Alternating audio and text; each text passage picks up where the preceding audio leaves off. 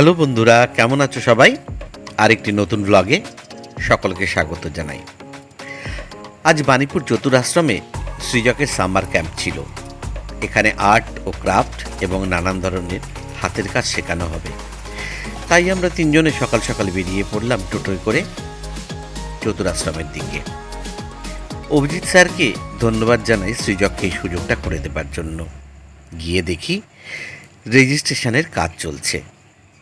Abhijit sir নিজেই বসেছেন registration করতে।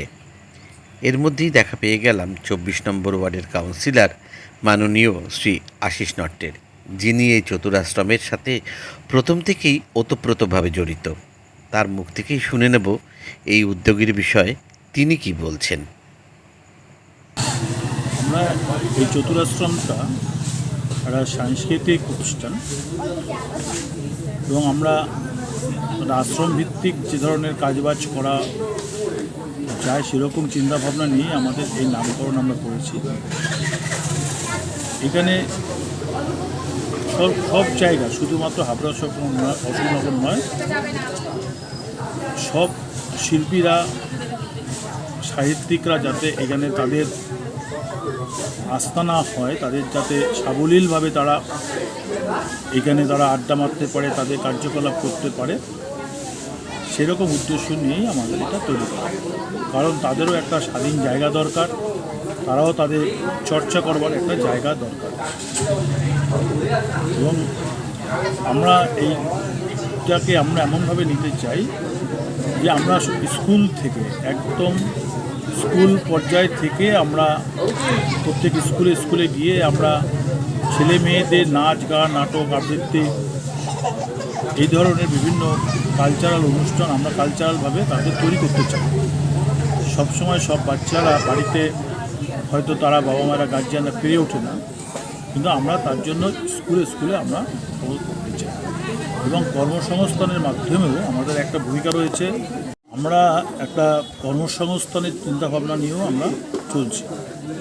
যেমন আমরা স্বনির্ভর গোষ্ঠীর হাট করবার একটা আমাদের পরিকল্পনা আছে, এবং সমস্ত গোষ্ঠীগুলোকে আমরা কিভাবে গোষ্ঠীগুলোকে বা তাদের মধ্য থেকে যে যেরকমভাবে পারে, কারণ কেউ সেলাইয়ের ক্ষেত্রে ভালো পারদর্শী, কেউ বা আমাদের বিভিন্ন বুটিকের কাজের ক্ষেত্রে পারদর্শী, যে যেরকমভাবে পারে আমরা সেরকমভাবে আমরা একটা ওয়ার্কশপ করব। আমরা তাকে পেইন্ট করে আমরা কিন্তু এই হাটেই আমরা যাতে বিক্রি করতে পারে এবং কাঁচামালগুলো আমরা ব্যবস্থা করতে পারি, সেই ব্যবস্থাটা আমরা করব আগামী দিনে।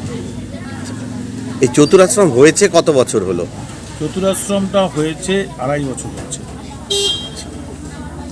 আর এই ধরনের ক্যাম্প ছাড়াও আর কি মানে আমাদের এখানে একটা আমাদের ক্যাম্প ছাড়া আমাদের এখানে হস্তশিল্প মেলা হলো।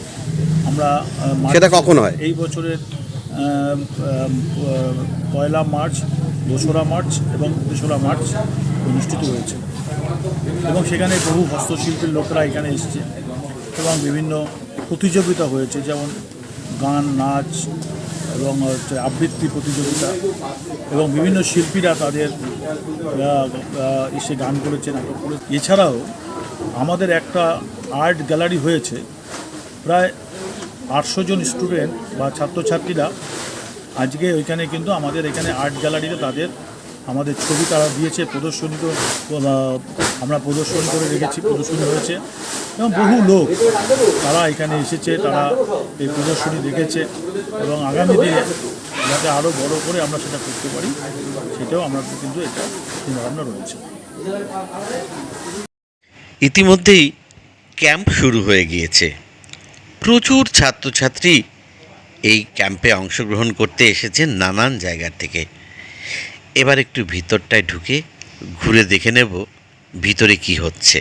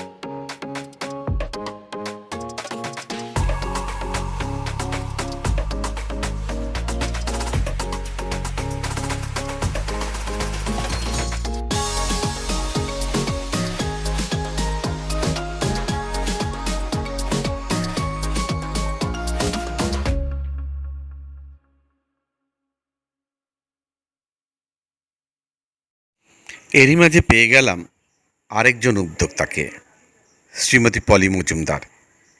এবার একটু কথা বলে নেব তাঁর সাথে। আমি পলি মজুমদার। আমি আর্ট কলেজ পাশ করে একটা আর্টের সাথে যুক্ত। এবার এখানে নানান ধরনের সাংস্কৃতিক অনুষ্ঠান হয়, যেমন বাচ্চাদের 3 দিন ধরে এক্সিবিশন চলে, নাচ গান আবৃত্তি সব রকম প্রতিযোগিতাও হয়।